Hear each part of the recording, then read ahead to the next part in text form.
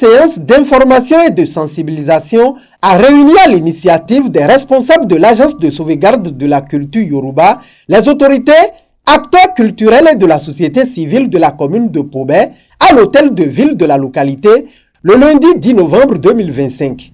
Il s'agit pour les membres de la délégation de porter à la connaissance des uns et des autres la mission et le rôle de la dite agence aux côtés des communautés. Notre présence ici vise essentiellement à présenter aux autorités locales et à la communauté les objectifs de l'Agence de sauvegarde de la culture Yoruba, les attributions de l'Agence de sauvegarde de la culture Yoruba et surtout leur montrer l'attente de l'Agence de sauvegarde de la culture Yoruba.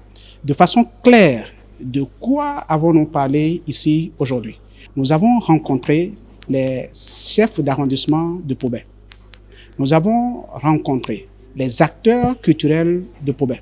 Nous avons rencontré les chefs communautaires de Pobé pour leur dire, en résumé, que l'agence de sauvegarde de la culture Yoruba, qui est leur agence, est déjà créée et que l'objectif essentiel de cette agence est l'élaboration d'un plan de sauvegarde du patrimoine culturel et matériel Yoruba et la mise en œuvre de ce plan dans les perspectives de sa contribution au développement socio-économique du Bénin. Nous avons essayé ensuite d'expliquer aux communautés que cette agence qui s'occupe du patrimoine culturel immatériel a aujourd'hui les moyens nécessaires pour permettre l'épanouissement et la sauvegarde de ce patrimoine culturel. Des heures durant, les participants ont été entretenus sur les deux communications prévues pour la circonstance. Chacun des acteurs est appelé à jouer convenablement sa partition pour la réussite des initiatives de l'agence. Nous leur avons expliqué ce que c'est que le patrimoine culturel immatériel. La simple définition que nous leur avons donnée, c'est que le patrimoine culturel immatériel est l'ensemble de nos traditions, l'ensemble de nos expressions, l'ensemble de nos connaissances, l'ensemble de nos savoir-faire, l'ensemble de nos arts de spectacle auxquels un peuple, une communauté s'identifie aisément. Ainsi, à travers, par exemple, les arts du spectacle, les danses yoruba, les chansons yoruba, la chorégraphie yoruba, le peuple yoruba s'identifie facilement et peut savoir que ceci, il s'agit, n'est-ce pas, de mon patrimoine culturel yoruba.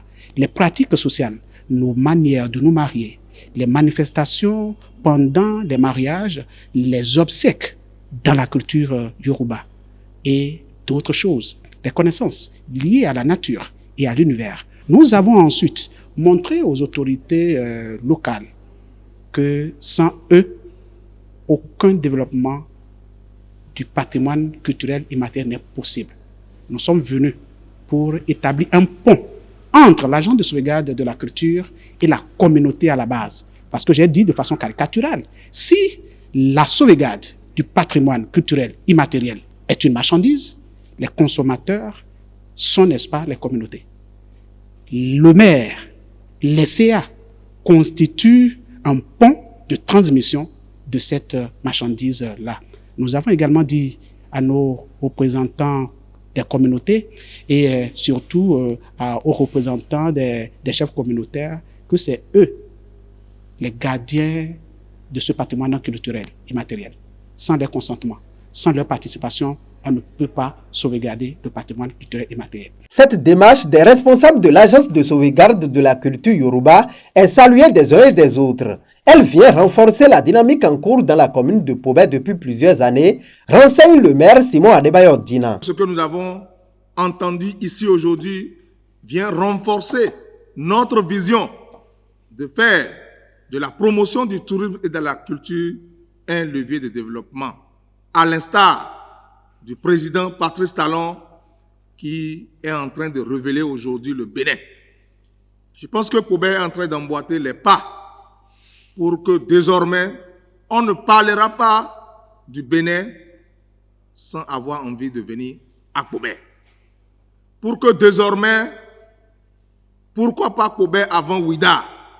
Oui, c'est une ambition, c'est une vision et nous pouvons y arriver parce que nous avons assez de potentialités touristiques, culturelles, artistiques qui pourraient repositionner davantage la commune de Kobe.